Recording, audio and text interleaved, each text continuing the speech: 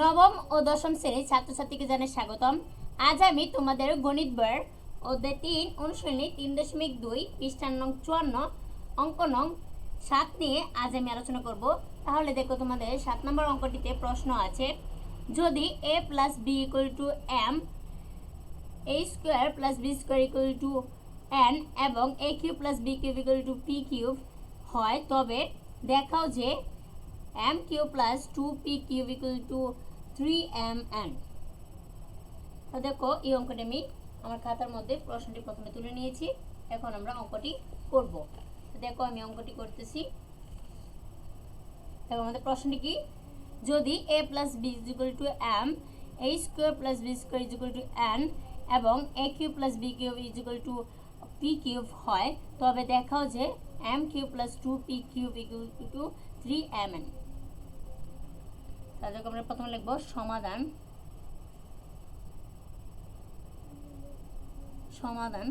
আমরা প্রথমে কি করব, যেগুলো মান দেওয়া আছে সেগুলো আগে লিখে ফেলবো। তাহলে মান দেওয়া আছে, তাহলে আমরা প্রথমে লিখব দেওয়া আছে।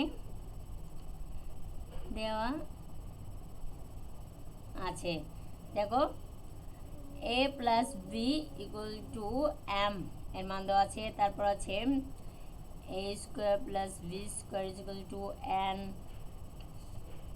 পরে, এবং a cube plus B cube is equal to P cube. দেখো, এগুলোর মান দেওয়া আছে।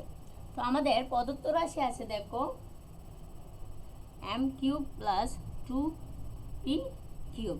তাহলে আমরা অতএব প্রদত্ত রাশি লিখব।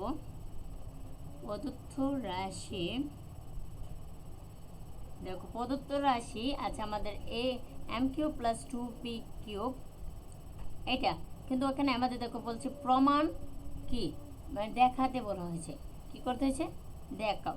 দেখো, যদি a প্লাস বি ইজ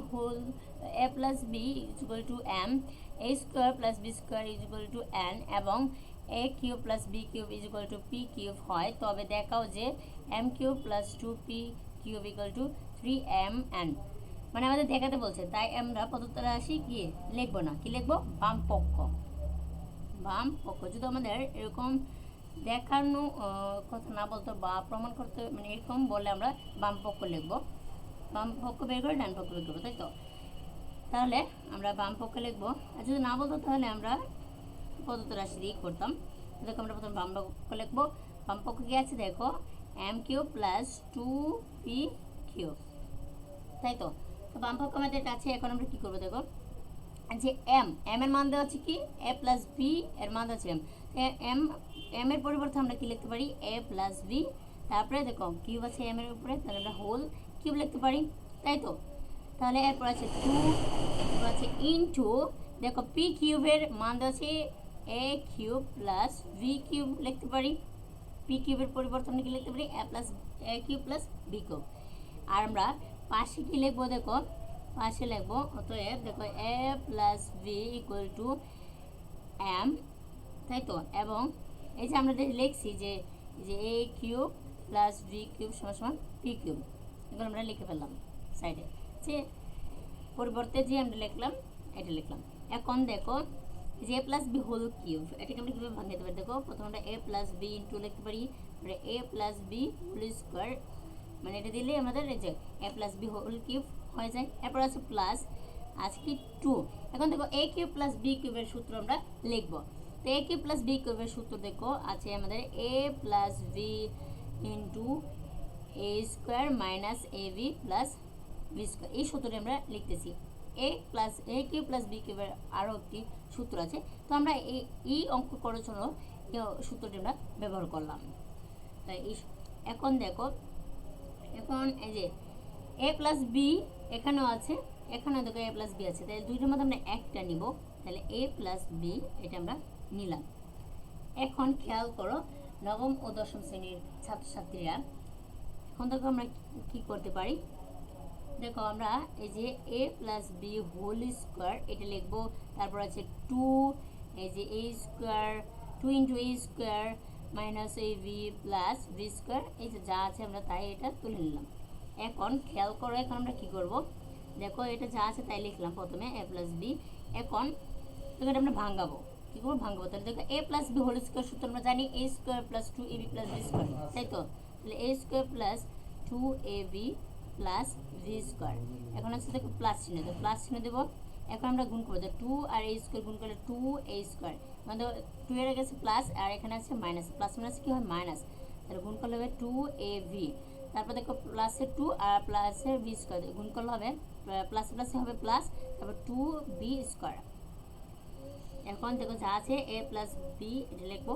দেখো এটার মধ্যে আমাদের প্লাসে 2ab আর হচ্ছে মাইনাসে 2ab কাটা যায়, তাহলে আমরা প্লাস মাইনাস কাটবো। এখন দেখো a স্কোয়ার আর হচ্ছে প্লাস 2a স্কোয়ার মানে যোগ করলে হয় 3a স্কোয়ার। তারপর দেখো আচ্ছা আমাদের প্লাসে বি স্কোয়ার আর প্লাসে 2b স্কোয়ার, তাহলে এটা আমি যদি যোগ করি তাহলে হবে 3b স্কোয়ার। এখন দেখো আমরা কী করতে পারি, এখানে দেখো এই যে 3a স্কোয়ার আছে, এখানে 3b স্কোয়ার আছে, তাহলে আমরা একটা 3 এখানে নিয়ে আসবো।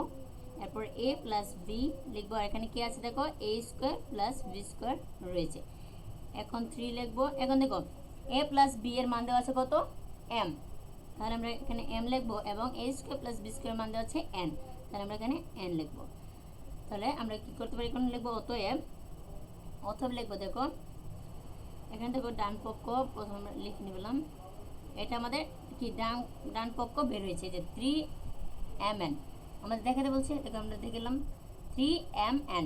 তো এখানে লিখবো অতএব আমাদের প্রশ্ন আছে দেখো m cube plus 2p cube equal to 3mn কি দেখাতে বলছে না, তাহলে আমি বলবো এখানে লিখবো দেখানো হলো, লিখবো কি দেখানো হলো। তো আশা করি তোমরা এই অঙ্কটি বুঝতে পেরেছো। আজ এ পর্যন্তই বিদায়, পরবর্তী ক্লাসে আবার দেখা হবে।